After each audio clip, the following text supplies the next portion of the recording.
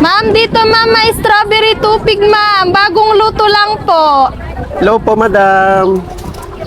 Hello Ma'am, ano pong tinda natin dito? Meron po kaming strawberry tupig and meron po kaming plain.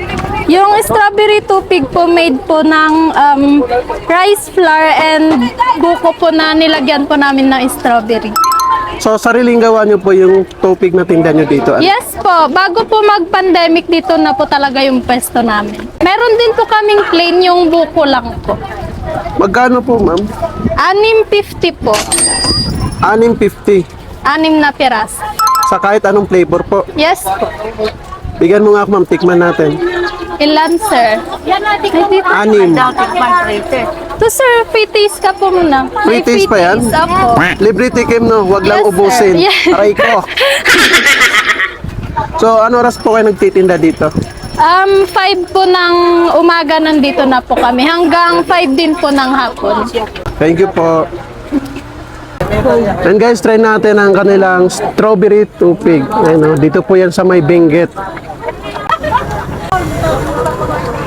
Wow.